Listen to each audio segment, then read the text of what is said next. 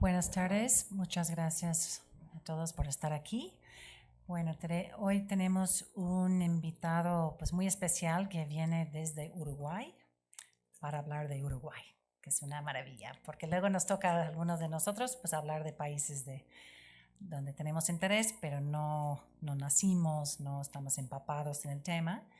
Y bueno, Agustín pues, es un amigo muy querido, un miembro del Seminario de Educación Superior desde hace 2 años y pues realizó el doctorado en pedagogía aquí en la UNAM y después regresó a tomar su puesto en la Universidad de la República de Uruguay. Allá es profesor adjunto del Programa Integral Metropolitano de la Universidad de la República de Uruguay, coordinador del Núcleo de Investigación e Intervención en Educación y Territorio de dicho programa. También es miembro del Sistema Nacional de Investigadores de la Agencia Nacional de Investigación y Innovación de Uruguay, como el SNI de Uruguay. Y bueno, ha coordinado cursos de grado, de posgrado, tiene muchas publicaciones y ha también dirigido investigaciones en el campo de los estudios sobre la universidad y las relaciones entre educación, política y sociedad. Y yo creo que es algo muy interesante de Agustín, es como un especialista en esta tercera función de la universidad, pues realizó su tesis sobre un aspecto de la universidad que siempre se menciona, pero como que en tercer lugar, que realmente es algo muy importante, ¿no? De qué manera la universidad se interactúa con la sociedad, que no es nada más los que están dentro de sus muros, sino de qué forma tenga más incidencia afuera de la universidad. Entonces, pues él tiene una perspectiva pues un tanto diferente y bueno, obviamente es un gran experto en el tema de la educación superior y de su país. Y bueno, pues bienvenido. Muchas gracias. Buenas tardes, ¿se escucha bien? Sí. Bueno, muchas gracias Marion. Buenas tardes. Para mí es un enorme gusto estar aquí. Estoy en mi casa, en la UNAM, estoy en mi casa en el Seminario de Educación Superior. Así que bueno, muy contento de poder compartir esta tarde en el seminario, del cual además soy ex estudiante, porque cuando vine a estudiar el doctorado en la UNAM, enseguida lo vi y me integré de ese lado, digamos. No había sorteos en aquel momento, era diferente. Así que bueno, un placer. Y además felicitar a los compañeros, las compañeras del seminario por la organización del curso, por la organización del curso además en esta temática de la educación superior comparada, que es tan importante para poder arraigar sobre bases firmes de conocimiento, de profundización, lo que es los debates sobre la universidad pública, ¿no? Y el destino de la universidad pública, profundizando más allá de la superficialidad de algunos rankings que a veces se imponen sobre la reflexión o la investigación académica. Bien, vamos a comenzar. Un poco la hoja de ruta que preparé para abordar el tema de la educación superior en Uruguay tiene que ver con seis puntos o 6 momentos bueno, que espero puedan servir para situar la temática, poder aportarles una aproximación a las principales características del sistema de educación superior en Uruguay, a la historia de la universidad en Uruguay y bueno, y también algunas miradas comparadas con los países que se están analizando en el curso de este año y bueno, y algunos otros. Entonces, vamos a hacer un recorrido en 6 momentos. Primero, tener una aproximación muy somera, muy rápida, algunos datos de contexto sobre el Uruguay. Vengo de un país que no es de los que se suelen conocer más, ¿no? Soy del país ese que le suelen preguntar a uno, ¿Uruguay? ¿Paraguay? No, Uruguay. Es una conversación frecuente que tenemos los uruguayos. También me pareció importante, y bueno, también conversando con Imanol me sugería poder detenernos un poco en la historia de la universidad en Uruguay para comprender algunas de sus peculiaridades, digamos, ¿no? Como caso. luego, en un tercer momento, sí entrar a ver las características del sistema de educación superior uruguayo, para detenernos luego en el caso específico de la Universidad de la República, y van a ver por qué es importante detenerse en ese caso para comprender el conjunto. Si nos da el tiempo, ver algunos datos sobre el sistema de ciencia y tecnología en Uruguay, y terminar con algunos síntesis o extracción de algunas síntesis de tendencias o nudos problemáticos que presenta el caso para la discusión. Bien. Bueno, como en la presentación ahí en la tapa había puesto el mapa invertido de Torres García, y para no confundir demasiado, acá puse un mapa donde se muestra efectivamente dónde está Uruguay, ¿no? Tengo un compañero, un colega que dio clase en el seminario el año pasado aquí, que Alejandro González, que le puso un ejercicio a algunos estudiantes, y Uruguay aparecía como por otras partes. Entonces, y bueno, este es el departamento. Uruguay está organizado en su organización política, es en departamentos que son como los estados de aquí, ¿no? Son 19 departamentos, la capital es Montevideo. Yo señalo aquí, pero en realidad tengo que señalar aquí. Como que se proyecta, ¿no? Perdón. Y ahora vamos a ver desde el punto de vista de la densidad poblacional, es donde creo que bueno, nosotros tenemos en Uruguay siempre como el mito del país pequeño, ¿no? El paisito, le decimos a Uruguay. Y es parte de nuestro orgullo, ¿no? Y Uruguay es sin duda un país pequeño, pero sobre todo es un país con una baja densidad poblacional. Se ve más pequeño porque está entre Argentina y Brasil, ¿no? Pero si lo pusiéramos en Europa, no sería un país más grande que muchos de los países europeos. Y si lo comparáramos con Bélgica, por ejemplo, que la comparación no es caprichosa porque hay una peculiaridad. Bélgica fue fundado como país independiente el mismo año que Uruguay se funda como república independiente, que deja de ser parte primero de lo que eran las Provincias Unidas del Río de la Plata, ¿no? Hoy Argentina, y luego la dominación del Imperio de Brasil. En el mismo año, y por acción de una misma persona, que era Lord Ponsonby, un funcionario al servicio de la colonia de la corona británica, que, digamos, de profesión, creador de estados tapón. Uruguay entre Argentina y Brasil como país independiente, y Bélgica entre Alemania y Francia, ¿verdad? Bueno, Uruguay, desde el punto de vista de la superficie, ocupa el puesto número 91 del mundo, mientras que Bélgica el número 135. Es bastante más grande Uruguay desde el punto de vista de su superficie. Bueno, México está en el puesto 13, ¿no? Ese sí es un país grande.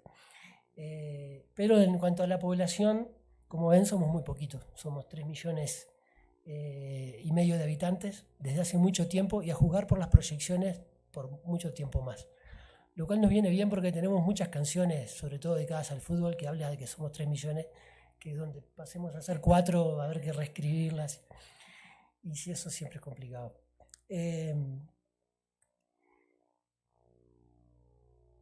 Acá, como ven, lo que decía de la tasa de crecimiento anual de Uruguay, ¿no? Está estancado desde hace varios años, hace una década, más de una década, en un 0,4% anual de crecimiento.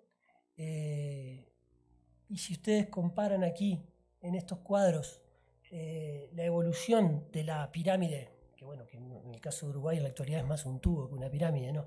Poblacional desde 1908 a 2015, como hace ese cuadro, ven un poco la tendencia de la estructura poblacional del país, que presenta estos rasgos, ¿no? De una tendencia al envejecimiento, fruto de distintos procesos que tienen que ver con el crecimiento de la expectativa de vida, la disminución de las tasas de nacimiento, ¿no? De fertilidad, etc. Ahora después volveremos un poco sobre eso. La esperanza de vida está situada en un promedio de 77 años y medio, con un mayor promedio en la mujer que en los hombres. el Producto Bruto Interno del país, bueno, ahí están los dos cuadros, ¿no? El Producto Bruto Interno y el Producto Bruto Per cápita, ¿no? Como dato me parece como relevante más de coyuntura, es detenernos un poco en lo que es el momento actual de cierta retracción en el crecimiento económico.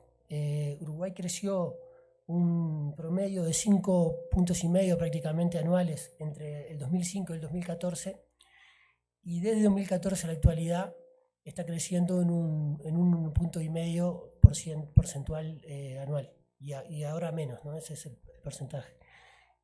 Lo cual, bueno, tiene que ver con coyuntura de la región también, ¿no? Donde, bueno, está más complicado todavía el panorama.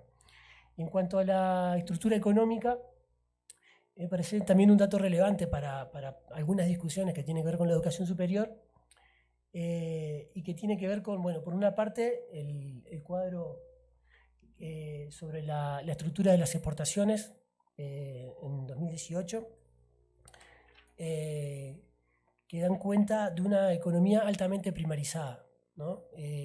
La estructura del Producto Bruto Interno, de la canasta de exportaciones del país, tiene un peso muy fuerte de los productos primarios con escaso valor agregado, y muy escaso aporte tecnológico, ¿no?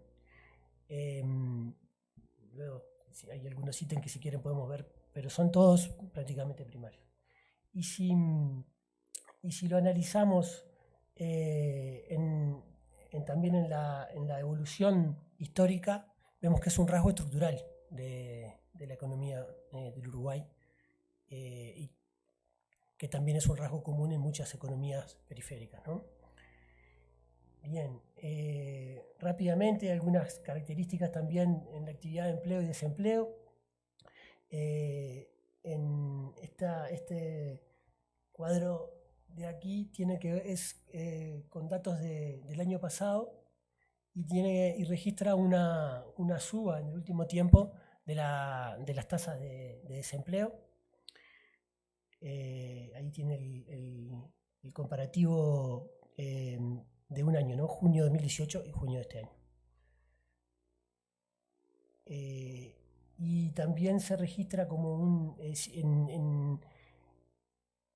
estas estadísticas suelen tomar ahí el año 2006, que es cuando 2005 asumió el gobierno del Frente Amplio, del gobierno progresista en Uruguay, luego de una crisis económica muy fuerte. Entonces ahí como que se registran un poco esas tendencias de recuperación y de señales de alarma o de caída en los años más recientes.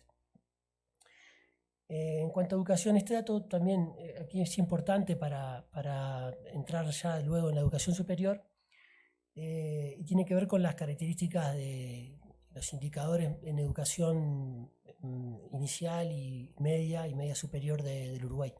Por un lado, es un país que tuvo una temprana tasa de alfabetización general y tiene un índice de alfabetización muy alto.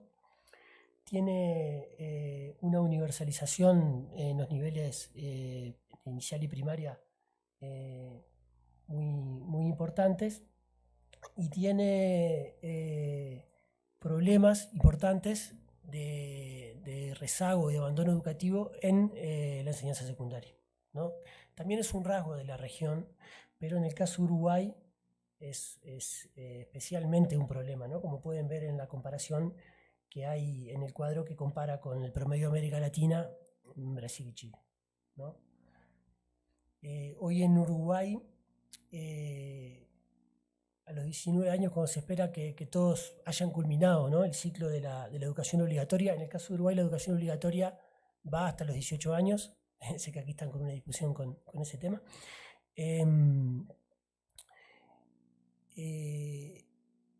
El egreso en educación media aumentó por una parte 24% a 36% entre 2016 y 2018, pero todavía es un problema, ¿no? 4 de cada 10 estudiantes no termina la educación secundaria en educación media.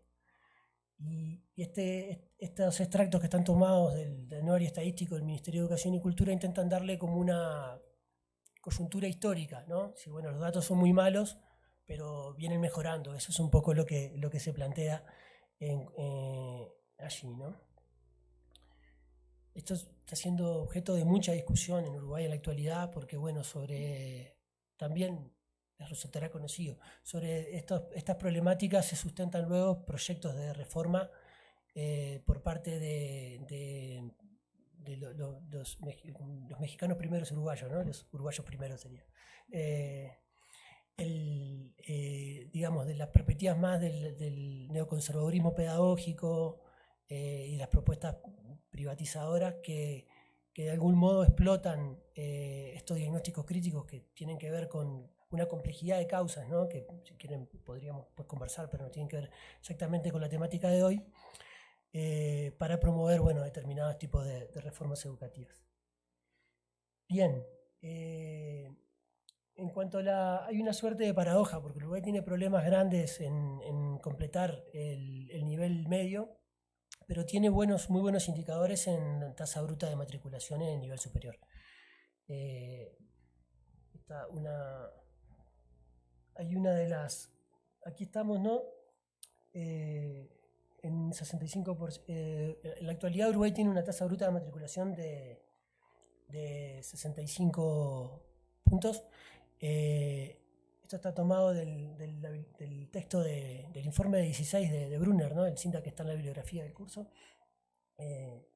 Como ven, está bien posicionado en ese indicador. Bien, vamos un poco más. El índice de Gini también lo va bien en comparación con América Latina, digamos, ¿no? Y también de desarrollo humano. Voy a ir más rápido así entramos en tema específicamente de la educación superior. Pero bueno, como síntesis, si se quiere, de esta primera etapa de algunos rasgos del Uruguay, estructurales y también coyunturales, vemos que Uruguay presenta estos problemas educativos en el egreso en el nivel medio, presenta una coyuntura actual económica y social compleja. De algún modo toda la región se encuentra en un momento político y social muy complejo, ustedes lo saben, ¿no? En Brasil, en Argentina y en Uruguay hay unos compañeros economistas que están pensando sobre el tema, se preguntan como Game of Thrones, ¿no? Winter is coming. Porque bueno, a nivel de los indicadores de detracción económica, de pobreza, de desempleo, de tasa de actividad, es una coyuntura muy compleja que avisora una situación de conflictividad política y social que este año, que es año electoral, este año de elecciones en Uruguay, se han expresado, por ejemplo, en un crecimiento fuerte de la derecha y con partidos de ultraderecha como hacía tiempo no había en el país, y expresiones, movimientos con propuestas de punitivismo social y de algún modo de explosión del malestar social, ¿no?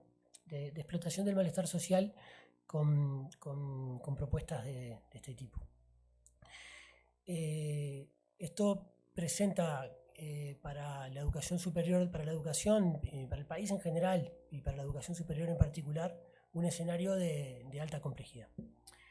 Bien, yendo a la parte número 2 de la hoja de ruta que les había comentado, vamos a ver algunos rasgos de la universidad en Uruguay y junto con eso ya vamos a empezar vamos a ir llegando al análisis de las características que presenta el sistema de educación superior uruguayo.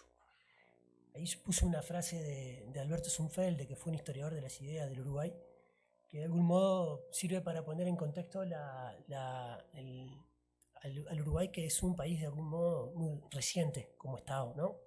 Como Estado y la colonización de las tierras que hoy son Uruguay fue bastante tardía, ¿no? Pertenecían al límite entre el virreinato del Río de la Plata y el Imperio de Portugal, el Imperio de Brasil. Y Uruguay se fue creando en la medida que ese límite se fue disputando. Entonces los portugueses ponían una fortaleza y los españoles ponían otra, y eso fue durante la mayor parte del tiempo la provincia oriental.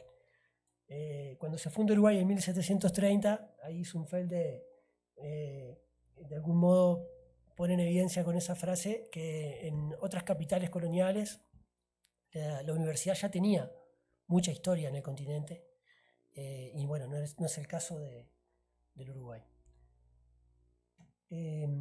Yo tomé la periodización que hacen unos historiadores los historiadores clásicos referentes de la Universidad en Uruguay, que son Blanca Paris y Juan O'Donnell, y en las primeras etapas tomé esa periodización y después, bueno, ya para las etapas más recientes incorporé otras, ¿no? Pero bueno, ahí distinguen estos historiadores primero un proceso fundacional de la Universidad Uruguaya que se da entre 1833 y 1849. Uruguay se funda como país independiente, su independiente Argentina, digamos, en 1830. Y en el 33 se aprueba un decreto para formar la Universidad Mayor de la República, ese era su nombre inicial, originario, y se efectiviza ese decreto, se hace efectivo en 1849. Por eso se habla como de proceso fundacional. Una de las características de la universidad en Uruguay es que nace laica. Si bien la propone un presbítero, ¿no? la Rañaga, que era como una figura intelectual muy importante, y tiene sus antecedentes en el Colegio Franciscano Fray Bernardino. Arturo Ardao, que es otro historiador, filósofo, historiador de las ideas, Uruguay ya fallecido, sitúa como el antecedente en la creación de la cátedra de filosofía en ese colegio, ¿no? Que es un poquito después. Ahí en la pantalla tiene 1767, que es cuando se forma el colegio, y la cátedra se forma en 1787. Y se sitúa que es como el primer antecedente, ¿no? Y bueno, y nace fuertemente influenciado por lo que era el debate filosófico en ese momento, que se va a ir estructurando en torno a las remanencias y posterior abandono de la escolástica y sus derivaciones, y la presencia del positivismo. Y luego en la fuerte debate que va a estructurar todo prácticamente todo el siglo XIX en la vida intelectual del Uruguay y de la universidad, que eran sinónimos. La Universidad en Uruguay nace con el modelo napoleónico, tenía desde la educación primaria a la educación superior. La educación primaria se desmembra de la universidad en 1876, y la educación superior mucho más adelante lo vamos a ver. La educación secundaria, más adelante lo vamos a ver. Pero bueno, el origen liberal y estatal de la universidad va a estar muy fuerte. Arturo Ardao señala que con este origen tempranamente laico de la universidad confluyen como dos procesos, dos movimientos intelectuales. El primero era que el propio espiritualismo, de la mano del racionalismo, va a romper con la Iglesia en la década de 1870, y una década después, en 1870, la emergencia del positivismo va a generar también una ruptura. Ardao dice que en 2 décadas el Uruguay se puso al día con lo que habían sido las dos principales rupturas, ¿no? del espíritu, del orden del hombre moderno, dice Ardao, ¿no? Que tenían que ver con la emancipación del orden de la fe y de la razón absolutista. Bien. Sobre 1885, la primera etapa de la Universidad Vieja, como le llama Paris y O'Donnell, también sitúan esta segunda etapa, fue dominada, si se quiere, por el espiritualismo y el espiritualismo ecléctico, que era como la escuela, ¿no? de fuerte influencia francesa que dominó el ambiente intelectual en la época. Y la universidad moderna surge cuando los positivistas, digamos, logran ganar la pulseada al interior de la universidad, y en particular con la figura determinante de Vázquez Acevedo, que fue un rector durante varios periodos en ese último cuarto de siglo del siglo XIX, y que va a imprimirle a la universidad una modernización importante, incluso con una preocupación también bastante temprana por los métodos pedagógicos, por lo que después, algunas características después fue la enseñanza activa, ¿no? Y bueno, y también con la creación de instituciones dedicadas más específicamente a la ciencia.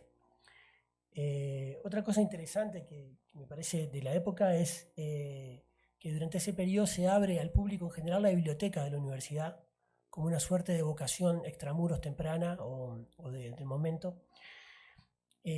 Tampoco tan temprana, porque por esa época también en Inglaterra ya estaba comenzando el movimiento de la extensión universitaria, ¿no? En la década de 1870 en las universidades de Oxford y Cambridge. O sea que también había como cierta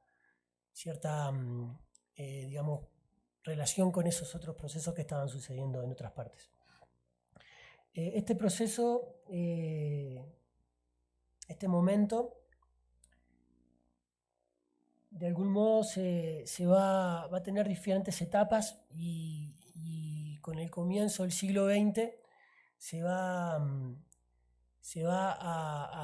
basar o va a articularse y se va a impulsar muy fuertemente con lo que fue un proceso político y social que se conoce como el vallismo, en relación al nombre del presidente Valle Ordóñez, que generó una suerte de estado un estado social, un estado de bienestar temprano en América Latina, en Uruguay.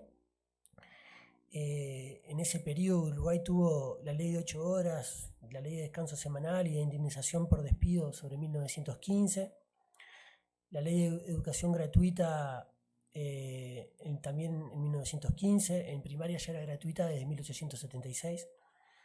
En el 17, voto femenino y ley de divorcio por la sola voluntad de la mujer. Se completó el proceso de separación de la Iglesia del Estado, que como hecho simbólico se sacaron todos los crucifijos de los hospitales. Bueno, se estatizaron algunas empresas, se crearon otras y se impulsó un proceso de industrialización que desde la universidad se apoyó con la creación de las facultades de agronomía y veterinaria. Esta suerte de relación virtuosa entre esos procesos políticos, sociales, de gobierno y la universidad tuvieron su correlato también en un fuerte apoyo. De esa época se crea el edificio, que es el edificio actual todavía de la central de la universidad, y actualmente el de la Facultad de Derecho y la Rectoría, que es ese que tienen proyectado. Y también el edificio del Instituto Alfredo Vázquez Acevedo, que era para la educación secundaria, que en ese momento formaba parte de la universidad.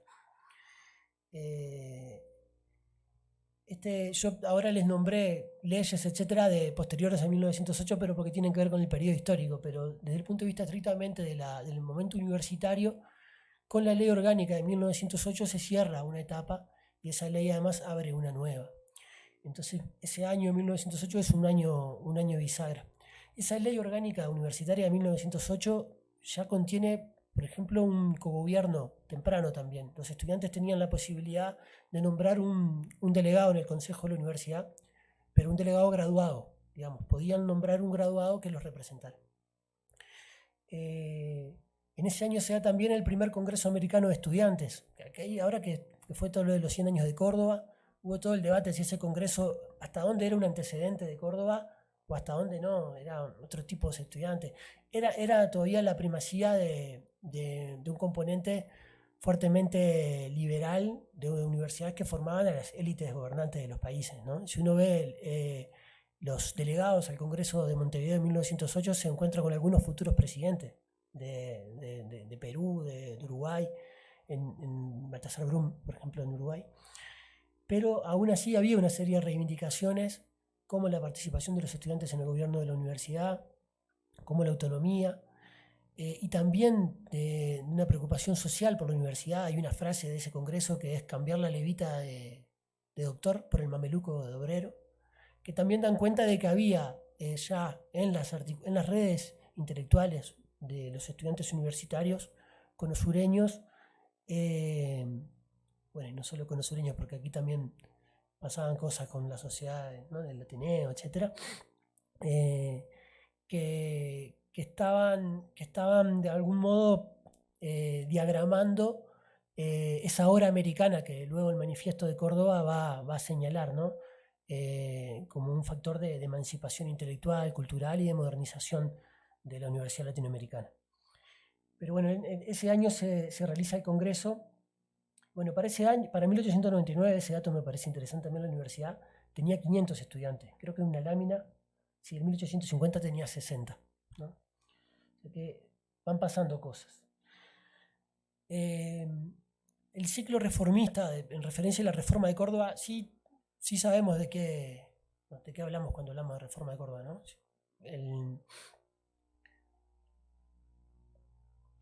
En Uruguay, como es medio arbitrario de datar, ¿no? Como siempre, pero bueno, de algún modo yo elegí esta formulación que tiene que ver con desde del primer Congreso de Estudiantes de Montevideo de 1908, del cual les hablé recién, a la aprobación de la Ley Orgánica Universitaria, que es la ley que aún rige a la Universidad de la República, que es una ley de contenido fuertemente reformista, que establece la autonomía, el cogobierno, la libertad de cátedra, la libertad de opinión, el acceso por concurso a los cargos docentes, la extensión universitaria, la visión de compromiso social de la universidad, ¿no?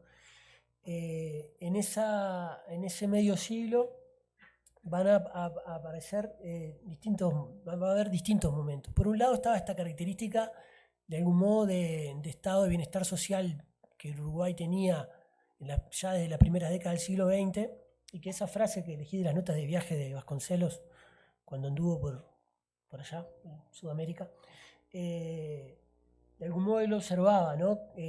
Cómo Uruguay y Argentina, de algún modo, en lo que estaba pasando en las universidades en la región, los movimientos reformistas sucedían como con otra naturalidad, o sin la confrontación, o los antagonismos que sucedían en otros países, donde bueno, se cobraba en vías el movimiento reformista, ¿no?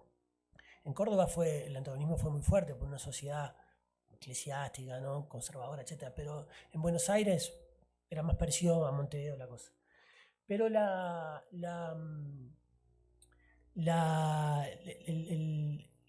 algún modo el Uruguay recibe como con cierta frialdad la irrupción de Córdoba en el 18, y es sobre todo en la década del 20 donde de la mano de los estudiantes de secundaria que estaban en la universidad, en particular de don Carlos Quijano, que quizás lo conozcan porque, bueno, se vino exiliado a México y aquí murió, y aquí también tuvo una activa vida intelectual y política, y en aquel momento era estudiante de secundaria. A Quijano uno lo puede rastrear en toda la historia intelectual del siglo XX uruguayo.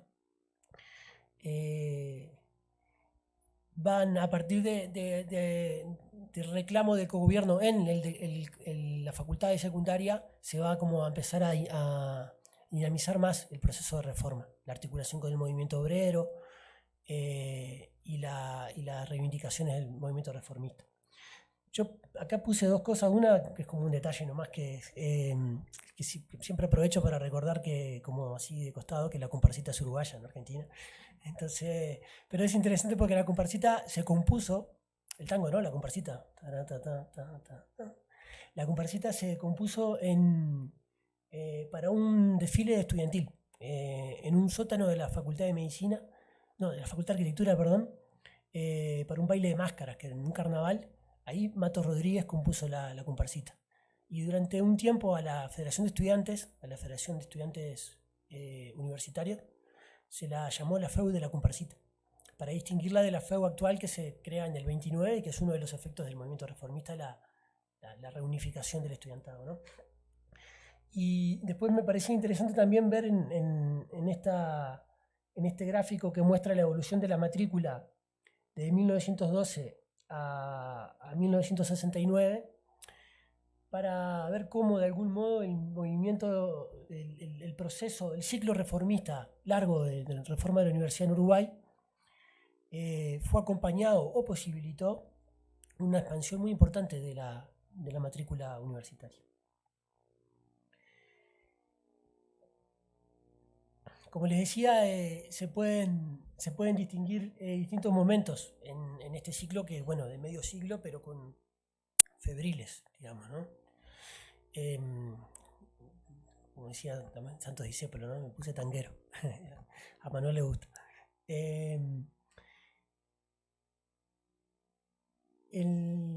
Durante la década del 30, el año 33, Uruguay tiene un momento de crisis económica, también la coyuntura internacional, y hay un golpe de Estado, tiene una dictadura militar encabezada por Terra, por Gabriel Terra, donde la universidad va a tener, como suele pasar en los regímenes autoritarios, un lugar muy central, ¿no? De disputa, de enfrentamiento. Y va a ser un momento muy importante también para la historia de la universidad y en particular en este ciclo reformista.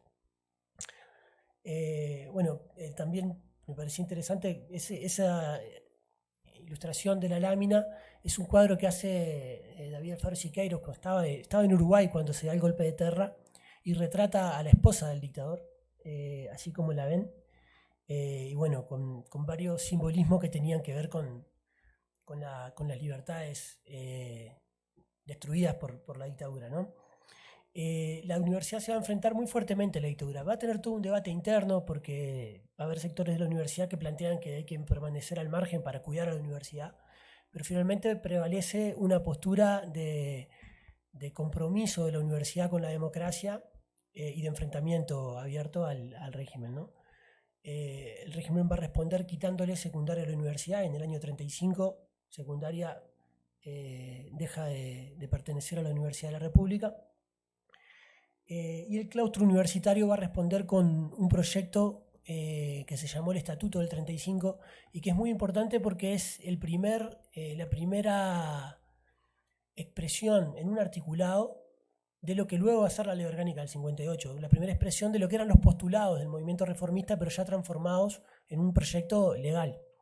Además tiene otras cosas interesantes ese estatuto porque hablaba, por ejemplo, era un estatuto para toda la educación y hablaba de que la educación el estatuto era para la universidad, pero tenía un proyecto para toda la educación y hablaba de que la educación tenía que ser un cuarto poder del Estado, autónomo, el poder educador, y en ese proyecto incluía a los medios de comunicación del Estado.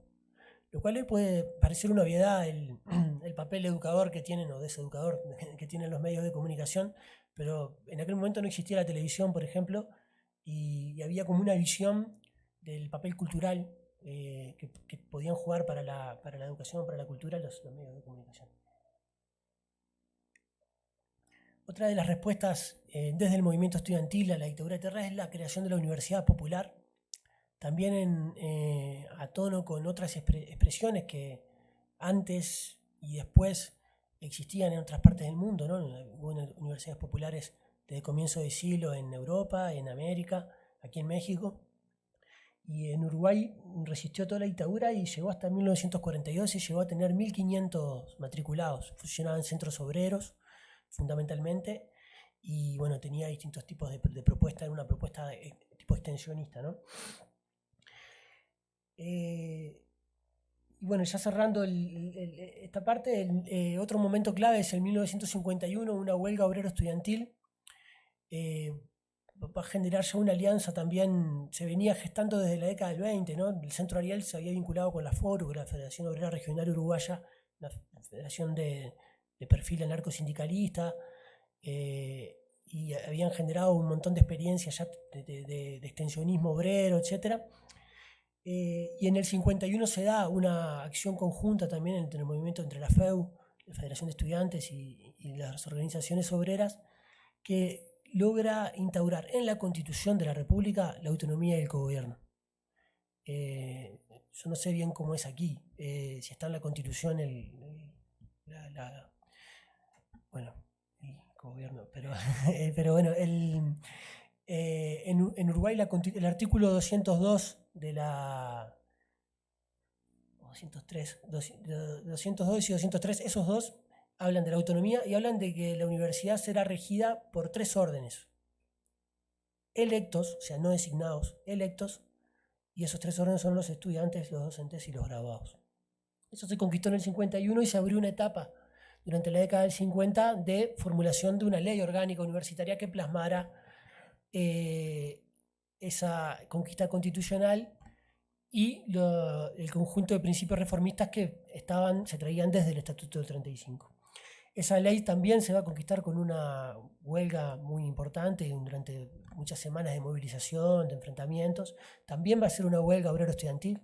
Otro detalle interesante, en esa huelga, en la huelga del 58, nace la consigna Obreros Estudiantes Unidos y Adelante, que en general también se atribuye al Mayo francés, pero en realidad nace en Montevideo 10 años antes del Mayo francés.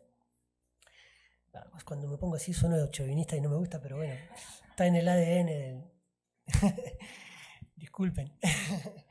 y bueno, y de algún modo, si tuviéramos que elegir un capítulo como icónico de la ley orgánica del 58, de cierre de este ciclo, creo que es el artículo 2 de la ley orgánica de la universidad del 58 y aún vigente, que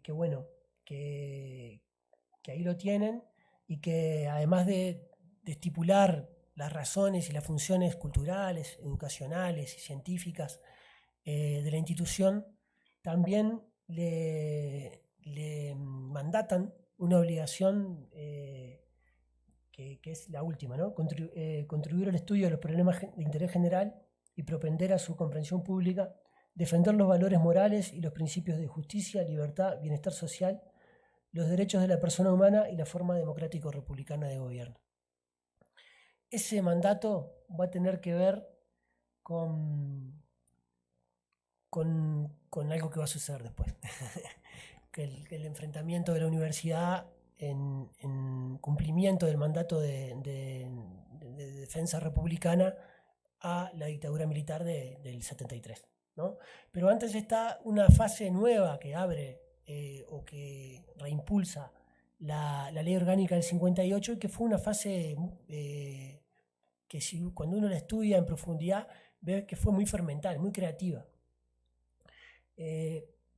Acá de nuevo las periodizaciones son a veces un poco caprichosas, hay cosas que habían empezado, que venían, y hay una figura muy importante aquí que va a ser el doctor Mario Casinoni, rector desde el 56, rector de la ley orgánica y posterior.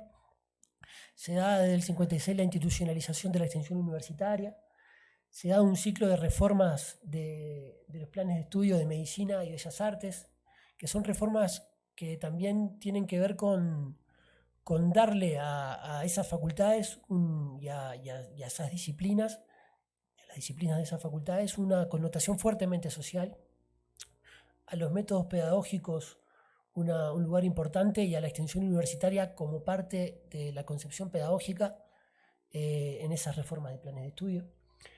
Se crea en el 63 una estación experimental en Paysandú, que es un departamento del norte, litoral noroeste del Uruguay. Se da una explosión de la matrícula también en ese periodo, y se empiezan también a notar algunas limitantes estructurales del modelo de universidad, que es todavía en su estructura, más allá de los contenidos democratizadores y de las orientaciones políticos sociales de la ley del 58, la estructura era la de la ley de 1908, que era la de la Federación de Facultades. Se empiezan a notar algunos rasgos, algunos límites estructurales de esa organización académica, del modelo profesionalista que había sobrevivido a todo el movimiento reformista, como pasó en muchos otros países, de las dificultades para el impulso de la investigación científica en la institución, y se genera un proceso de rediscusión que ya lo impulsa otro rector, que fue el rector Oscar Maggiolo, que llega a hacer una propuesta que discute en un seminario de reestructura universitaria. Se discute en un seminario muy importante, donde también fue muy importante la presencia de Darcy Ribeiro, quizá lo conozcan, era un intelectual antropólogo brasilero, se había exiliado en Uruguay luego del golpe de Estado en Brasil, y trabajó muy fuertemente, tiene un libro clásico, se llama La Universidad Latinoamericana, y él trabajó fuertemente en ese seminario de reforma universitaria. Y es decir, hay todo un momento muy fermental que se va a cortar, primero por la conflictividad social y la confrontación con el gobierno crecientemente autoritario, sobre todo desde el 68, podríamos poner la fecha cuando empieza el gobierno todavía constitucional a asesinar estudiantes en movilizaciones. Y se va a cortar, sí, terminar de cortar con la intervención de la universidad, el golpe de Estado en el Uruguay, el inicio de la dictadura militar y la intervención de la universidad, y bueno, la prisión, el exilio, sino la desaparición o la muerte a muchos universitarios, docentes, estudiantes y militantes sociales en general. Esa tapa que está ahí, acá aparece de nuevo Quijano, que era el director del semanario Marcha, un semanario, muy importante, un medio periodístico muy importante en el Uruguay y en América Latina, seguramente. Pero yo no le quiero decir de nuevo Emanuel porque si no ya sigo chauvinista, lo dijo Emanuel. Pero sí fue un medio, bueno, por poner un ejemplo, es el medio donde el Che Guevara manda su texto La Revolución y el Hombre Nuevo en Cuba, ¿no? Y lo escribe y se lo manda a Quijano y se publica por primera vez en Marcha. O sea, era un medio importante, una referencia de la izquierda, de los debates de izquierda en América Latina. La tapa en realidad es del 68, cuando uno de los asedios del gobierno de la universidad termina con la entrada de la policía, ¿no? La agresión a la autonomía, pero sirve para retratar en realidad la suerte que corrió la universidad y el país en ese periodo de dictadura militar. Y bueno, yo lo acompañé con una frase de Carlevaro también, que mencionaba la frase, pero que tiene un dato importante. En el 68 o en el 69, el gobierno le llegó a deudar a la universidad un año entero del rubro gastos. Eso es, imagínense gestionar, ¿no?, una institución del tamaño de la universidad sin el rubro gastos. Bien. Habría que hacer hay algunos textos, pero todavía durante mucho tiempo la historia intelectual del Uruguay, lo común era considerar a la dictadura un agujero negro, ¿no? Y destacar sobre todo el carácter destructivo que tuvo para la cultura, para las instituciones de la cultura, la dictadura. Ahí está empezando a haber ahora investigaciones que dan otra vuelta de tuerca y muestran el carácter positivo, constructivo de otro proyecto, ¿no?, de político y cultural, del fascismo, ¿no?, de la dictadura. Pero bueno, yo no me voy a meter en eso y voy a pasar ya a un sexto momento, para irnos acercando a... ¿El tiempo cómo es la cosa? Estamos... Nada. 10 minutos nada más. ¿Sí? Ah, bien. Cuando me dijeron todo el tiempo que tenía, yo dije, el tiempo me va a sobrar. Y mirá, falta. Entonces voy muy rápido. Otra característica que tiene, como ya habrán visto, una característica que tiene el sistema de educación superior del Uruguay es que coincide durante la mayor parte de la historia con la historia de una institución, la Universidad de la República. Eso todavía es bastante así, y lo vamos a ver en el momento 7. En el momento 6 vemos que surge la primera universidad privada del país, que es la Universidad Católica en el 85, y durante la década más propiamente neoliberal del Uruguay en la década de los 90, sobre todo con el gobierno de Lacalle, se va a fomentar la aparición de otras universidades y se va a dar la aparición de las otras. Pero en total, en la actualidad, hay 5 universidades privadas en el Uruguay. Y hay entre 9 y 12, porque en el último tiempo hay algunos que dejaron de proponer carreras, pero bueno, llegó a haber 12 institutos con carreras habilitadas, con carreras terciarias o superiores habilitadas. O sea, que es un sistema preponderantemente público. Ahí pueden ver la evolución, ¿no? En el 90, el 91%, casi el 92% de la matrícula era pública, y en la actualidad es el 85%. Igual después vamos a ver que hay una situación como de meseta. La matrícula privada creció, pero ya desde hace varios años ese crecimiento se detuvo y hay una situación de meseta. Aquí hay una comparación con los países iberoamericanos. Y aquí tengo un cuadro que, bueno, tengo al autor presente, el doctor González Ledesma, que, bueno, prepararon en un trabajo que está inédito, prepararon este cuadro que permite ver, también comparar tres dimensiones, ¿no? El tamaño de los sistemas de educación superior, en tanto su matrícula, la tasa bruta de matriculación, o sea, si es un sistema universal o de masas o de élite, y la privatización, o sea, qué porcentaje de la matrícula es privada, ¿no?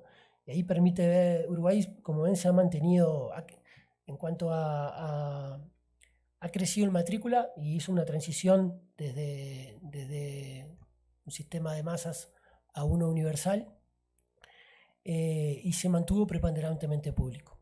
Y bueno, los circulitos de tamaño están chiquitos todavía, pero tiene que ver con el tamaño del país, ¿no? Porque su tasa bruta de matriculación es bastante alta.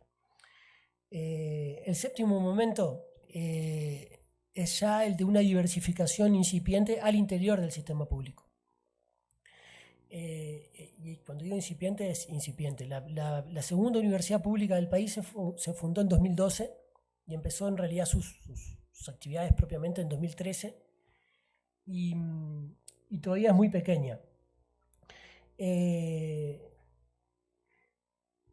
La diversificación sobre todo se dio al interior de la Universidad de la República y vinculada, asociada, de la mano de otro fenómeno que tuvo que ver con el desarrollo de la universidad en el interior del país.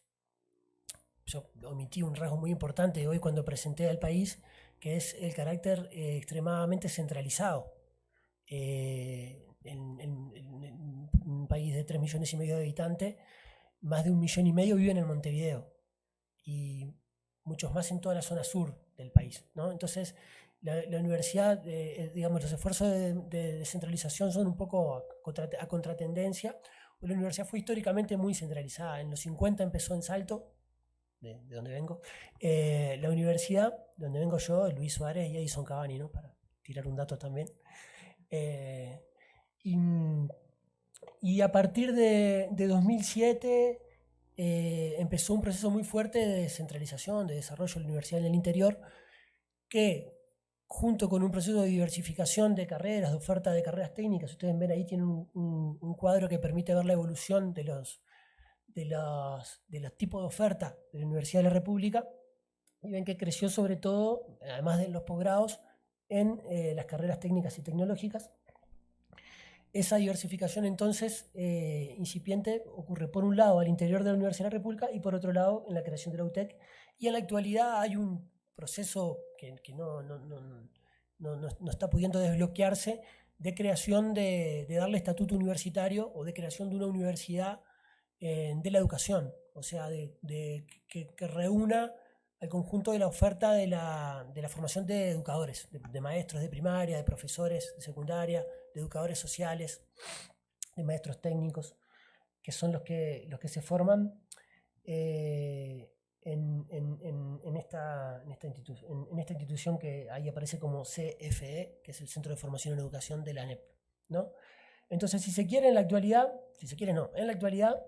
el sistema de educación superior del Uruguay, pongamos a la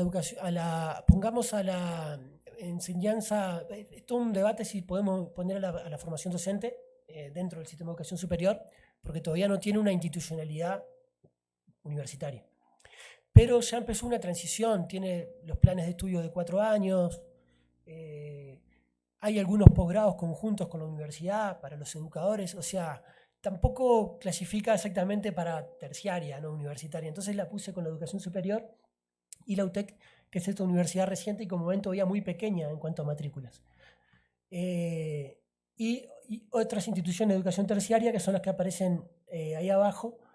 Esa sigla inicial es formación tecnológica también, no universitaria. Luego está la instrucción policial y militar, la Escuela Municipal de Artes Dramáticos, y bueno, en total son menos de 11.000 estudiantes. En conjunto, entonces, el 84,3% del sistema público de educación superior está representado por la Universidad de la República, que a su vez representa el 79% del sistema público terciario y el 99% del universitario. Entonces, por eso me parecía que centrarse en la Universidad de la República estaba como justificado para porque explican gran parte del sistema, ¿no? Y en cuanto al peso de lo privado, ahí vemos el peso de la matrícula, ¿no? En la actualidad, menos del 14% de la matrícula en el nivel superior está en el sector privado. Bien, acá había un cuadro con la distribución geográfica, luego del proceso de descentralización universitaria que les mencionaba. La formación docente estaba ya desde hace muchos años, tuvo también un desarrollo temprano en todos los departamentos. Son 22 institutos de formación docente que cubren los 19 departamentos. Y bueno, y aparecen ahí la oferta de la universidad y de la UTEC por región, ¿no? Aquí hay algunos datos de presupuesto educativo, que si quieren después podemos volver sobre eso porque quedé asustado con el tiempo. ¿Sí? Vamos más suave. Bueno, después hay un montón de información ahí que después podemos volver sobre alguna que les interese como detenernos, ¿no? Pero podemos ver algunas tendencias o rasgos actuales de la Universidad de la República, que bueno, que por un lado tiene desde la ley del 58 una forma de gobierno colegiada, de cogobierno colegiado, como les mencionaba. Elige a sus autoridades a partir de elecciones de sus 3 órdenes, y esa estructura de federación de facultades con una relativa diversificación. Están empezando a haber algunos institutos centrales de distinto tipo, de conformación interdisciplinaria. Bueno, el lugar donde yo trabajo es uno de esos. Yo me preparé unas láminas para contarles de ese programa, que bueno, no sé si tendremos tiempo. Si no, igual después puedo poner en la bibliografía, agregar algún trabajo sobre eso.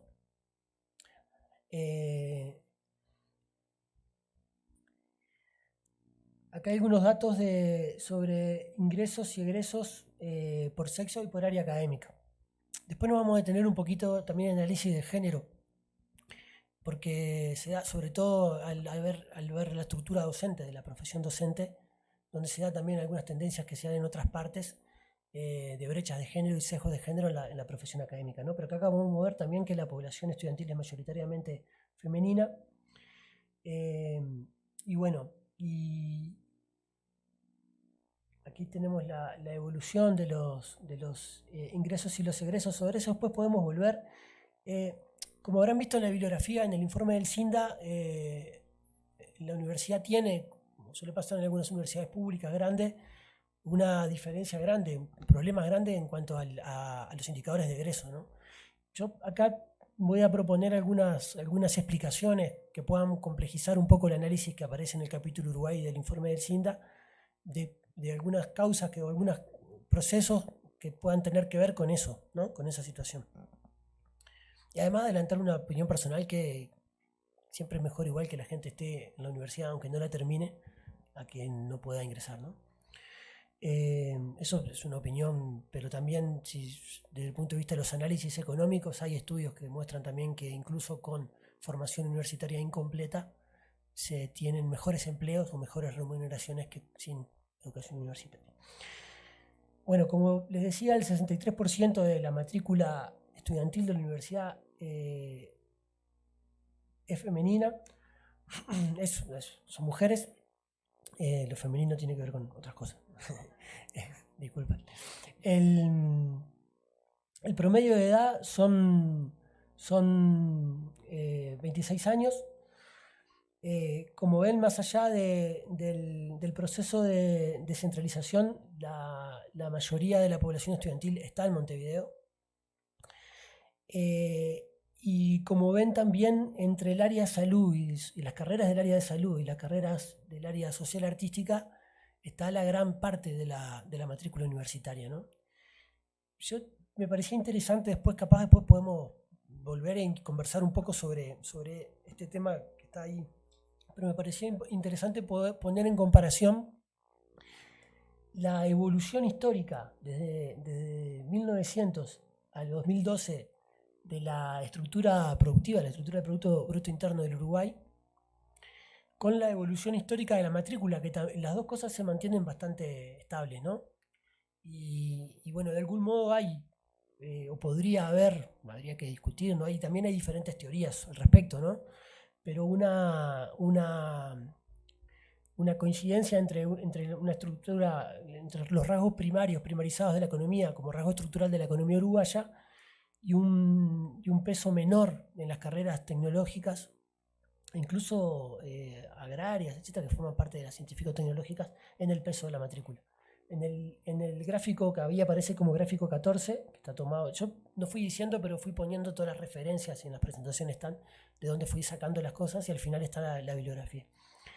Y en la torta allí ven la matrícula actual, ¿no? Después podemos volver sobre eso. Otros rasgos que me parecen importantes de tomar nota de los estudiantes y las estudiantes de la universidad en la actualidad, tiene que ver con, por una parte, el 48,6% de los estudiantes es la primera generación, o sea, son la primera generación en acceder a estudios terciarios. Sus padres, ni su padre ni su madre, ni siquiera cursaron, no es que no terminaron, no cursaron estudios terciarios. Entonces, este dato es por eso digo que como dato para complementar lo del CINDA, ¿no? Este dato es para poner al lado del carácter, sí, elitista, digamos, que estructurales que tienen las universidades, en tanto si uno analiza los quintiles medios altos y superiores son los que mayoritariamente están en la universidad, pero hay algo ahí que se está moviendo aparentemente. Y otra característica importante es que un gran porcentaje de estudiantes trabajan muchas horas semanales, que es un dato para poner al lado del retraso en el egreso, me parece, porque el número de becas además es muy bajo, ¿no? Bien, algunos datos también yendo rápido sobre los docentes de la universidad. En la actualidad, esto podemos retomarlo al final, ha habido una discusión muy fuerte, se fue aprobando, está por terminar de aprobar un nuevo estatuto de personal docente en la universidad, donde de algún modo se plasma la concepción de que el docente universitario es aquel que desarrolla las tres funciones de investigación, enseñanza y extensión universitaria, según el grado y la dotación horaria de su cargo, y también en el marco de organización colectiva, institucional, de esas tres tareas, ¿no? Pero bueno, la estructura académica, acá hay un rasgo muy interesante y podemos empezar a ver algunos problemas relacionados a la mirada de género sobre los procesos universitarios. Y es que, como ven, si uno analiza los grados de inicio, en Uruguay la estructura docente es los grados de inicio, los grados más bajos de inicio de la carrera docente son los grados 1 y 2. A partir la carrera propiamente de profesor empieza con el grado 3, 4 y 5 es el profesor titular, es el grado más alto. Si uno analiza, uno ve que en los grados 1 y 2 la mayoría de los docentes son mujeres, pero en el grado 5 eso cambia abruptamente y solo 3 de cada 10 docentes son mujeres. Y Cecilia Tomasini, que es una investigadora de Uruguay que estudia estos temas, está en la bibliografía, observa que hace 20 años que eso se mantiene incambiado. Bueno, ahí hay también más información sobre la estructura docente que podemos luego volver. De aproximadamente 10.000 docentes que tiene la universidad, solamente 1.277 están en régimen de dedicación completa. Bueno, ahí también hay alguna información sobre la formación de los docentes. Sobre esto es lo que yo les quería hablar un poco también, que es donde trabajo, que tiene que ver con propuestas que buscan integrar las funciones universitarias, pero lo vamos a dejar para después de la pausa. Así puedo también, si les parece, mencionar algo del sistema de ciencia y tecnología, o también lo dejamos para después de la pausa. ¿Sí? Yo tenía complementos acá en estos papeles que ni fui mirando, así que después volvemos a cualquier cosa.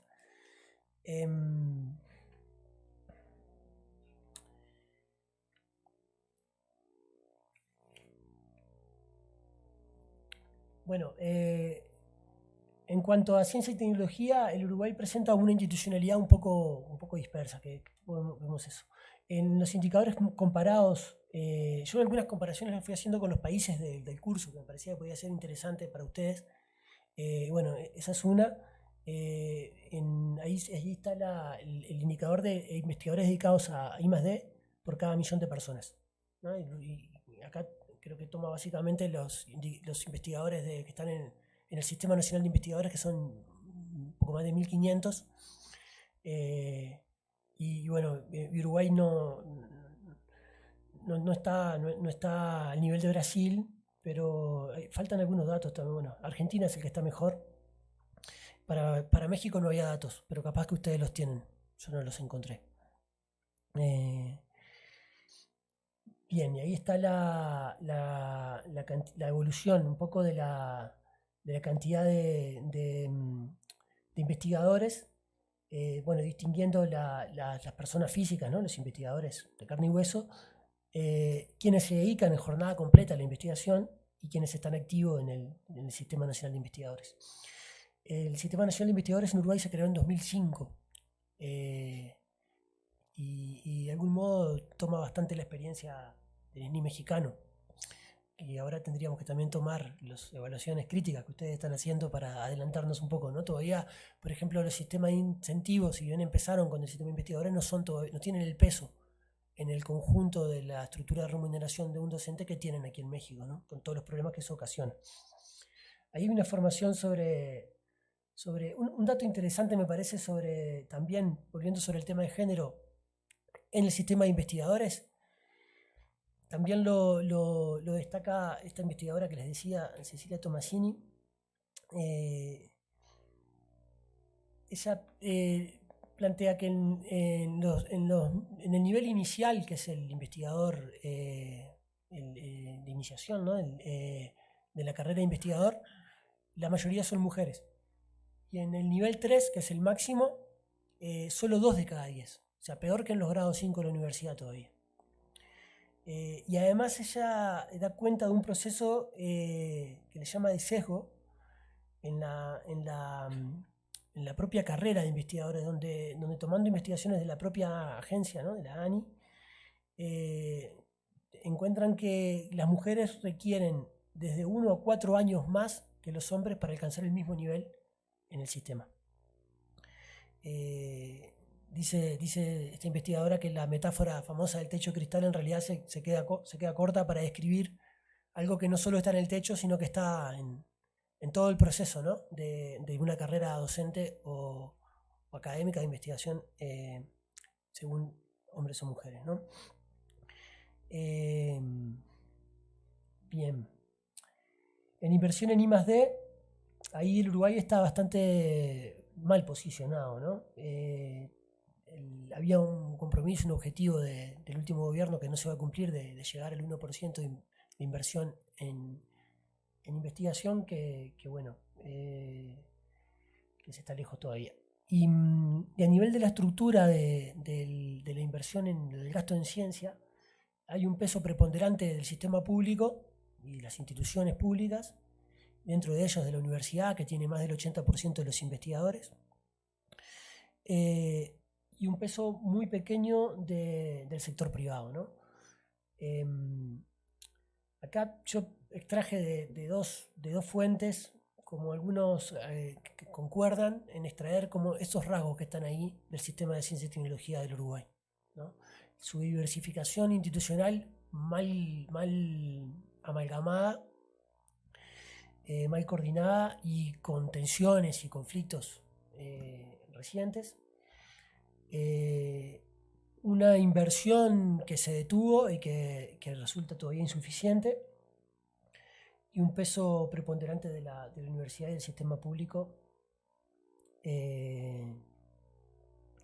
dentro de la inversión completa.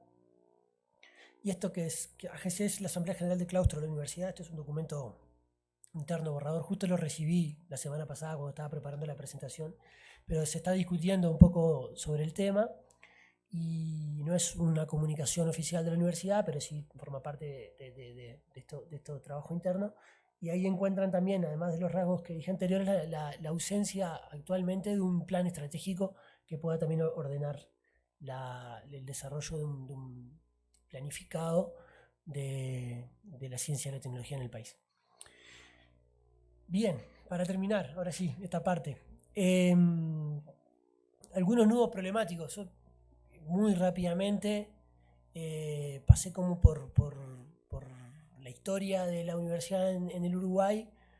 algunas tendencias actuales y el subsector específico o el sector específico de la ciencia y la tecnología, ¿no? Pero bueno, para extraer algunos rasgos que nos permitan quizá dialogar o pensar o bajar a tierra algunas cosas, les propongo pensar los siguientes. Uno es el tema de la diversificación institucional, que es todavía incipiente y que está en tensión, en disputa. ¿Qué tipo de diversificación?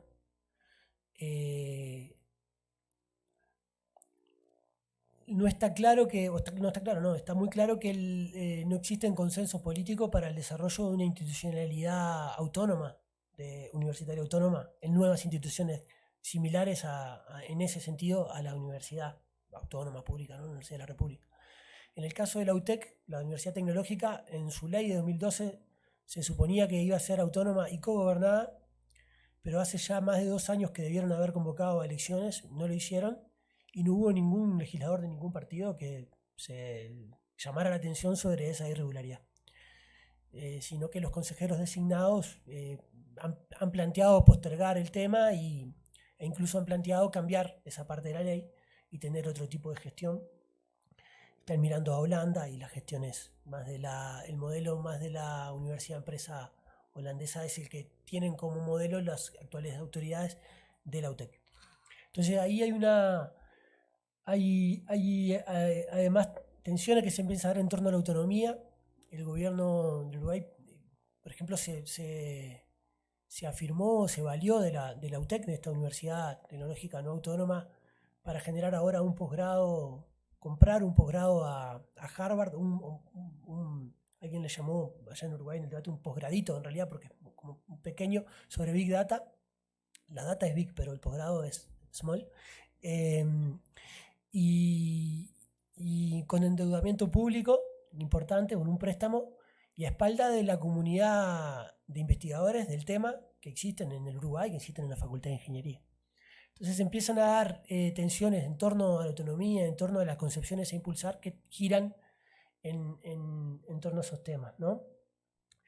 La coordinación del sistema de educación superior es otro tema, que como en todos lados, esa tensión entre autonomía y coordinación está presente. ¿Qué modernización académica y qué evaluación académica es otro de los puntos en tensión, ¿no? Como suele pasar en otras partes, conviven procesos, incluso al interior de la universidad, de búsqueda de caminos propios o de plasmar en nuevas fases de modernización académica los principios, digamos, de la universidad pública, del ethos reformista de universidad, con procesos Darcy Ribeiro le llamaría de modernización refleja, ¿no? Del sistema de competencias, de los estímulos, de esa suerte de precariedad y burocratización de la vida por proyectos, ¿no? De la vida de presentar un proyecto, diseñar otro formulario, etcétera, etcétera, ¿no? Y dentro de eso, la evaluación juega un rol central, porque la evaluación de la investigación como evaluación de la producción académica uno la podrá criticar, uno la critica, etcétera, yo la critico, etcétera, pero está estructurada, está arreglada, tiene sus protocolos, etcétera, y ordena el tema, y aún no se ha construido, se está empezando a discutir fuertemente, y el equipo académico de la Comisión Sectorial de Investigación de la Universidad discutiendo esa evaluación de la investigación, pero todavía no, además de eso no se ha construido un protocolo y algo también que permita evaluar la extensión y la enseñanza, ¿no? Y generar darle una apoyatura a esa concepción de integralidad que por otra parte yo les decía que se está impulsando, ¿no? Entonces, ese son el conjunto de discusiones que están abiertas. La cuestión de la inversión en educación y en ciencia y tecnología sigue siendo un problema para el Uruguay. Invierte, el presupuesto educativo y en ciencia del país es bajo en comparación con la región, no solamente con los países desarrollados. El tema de los ingresos y los egresos que les mencionaba hoy. Las brechas, antes la estructura institucional de la universidad, que aún tiene esa estructura de la Federación de Facultades, tiene un consejo directivo central colegiado y cogobernado, donde tienen voto las facultades que eran facultades en el 58, cuando se votó la ley. Las facultades que se crearon a partir del 58 no forman parte del Consejo, pero no pueden votar. Entonces, ahí hay un tema que, bueno, de algún modo no se resuelve en parte también porque hay cierto consenso universitario en no mandar la ley al Parlamento, porque no se sabe qué puede salir de ahí, ¿no?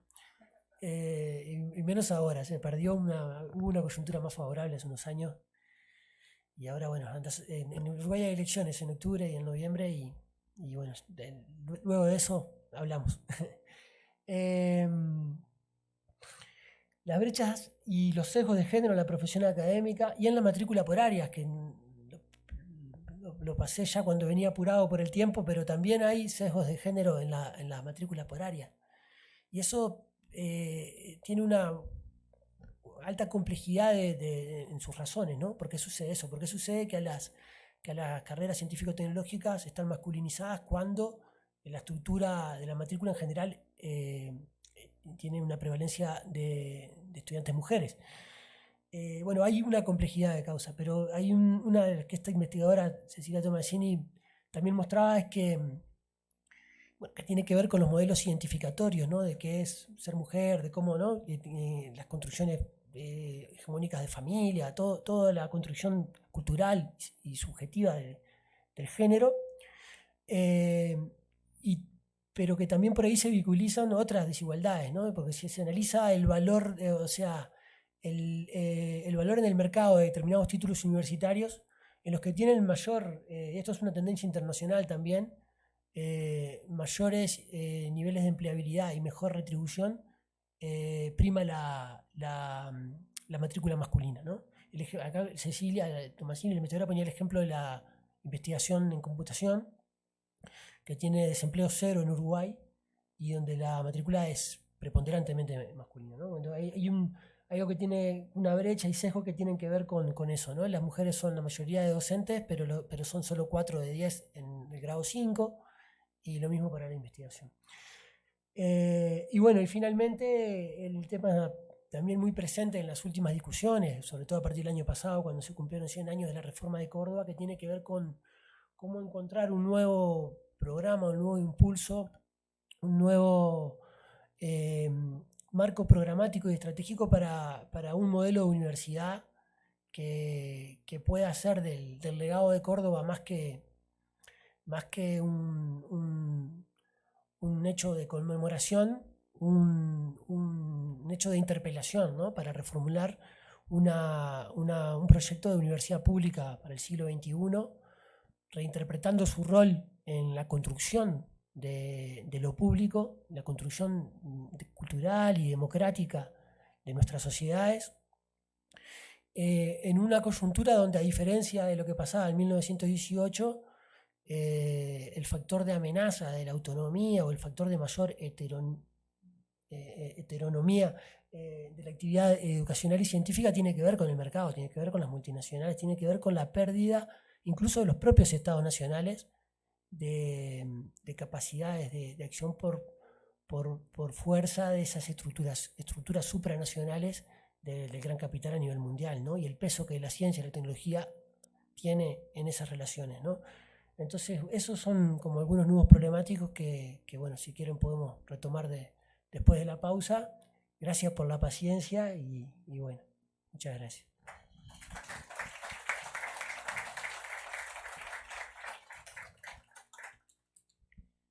Muchísimas gracias, Agustín. Yo creo que sí fue una presentación, bueno, nos faltaron muchos temas, pero muy interesante, muy, muy completo y bueno, a mí me hace reflexionar sobre estas como aparentes contradicciones. Por un lado, Uruguay parece tener como un excepcionalismo en términos de, pues, de su coeficiente Gini, de los países menos inequitativos, para no decir más equitativos, porque en la región, en el índice de desarrollo de la ONU también es probablemente el país o el más alto, el segundo más alto, creo que lo pusiste al lado de Puerto Rico, también en el PIB per cápita, que Puerto Rico pues finalmente forma parte de Estados Unidos, entonces tiene como una condición diferente, pero por otro lado pues la falta de inversión en ciencia y tecnología, ¿no? Entonces pues yo me quedé con con muchas preguntas sobre esta parte de en donde por un lado parece ser pues casi un país desarrollado en muchos sentidos y en otras partes tiene estas dificultades o que tiene este problema en la secundaria. Bueno, yo creo que te refieres a la secundaria como lo anterior a la universidad, ¿no? Hacia media superior, que nos igual después explicar un poco más eso, pero luego el proceso de acceso abierto a la universidad pues tiene sus propias implicaciones. Y qué bueno que trajiste a colección el tema de género, o sea, estos sesgos de género, obviamente esto es un tema ahorita en México sumamente importante en todo el mundo, ¿no? Pero creo que estas contradicciones que por un lado ya las mujeres somos mayoría entre los estudiantes, pero eso no por fuerza de magia como que corrige todas las demás problemáticas en los distintos niveles, ¿no? Entonces creo que también es un tema que llama mucho la atención y finalmente todo lo que practicaba Agustín, pues es el caso aquí en México también. Pues espero que en la sesión de preguntas podemos explorar algunos de estos temas más. Y bueno, ahorita tomamos un descanso, pues yo creo que de 15 minutos si podemos, porque ya vamos un poco atrasados. Gracias.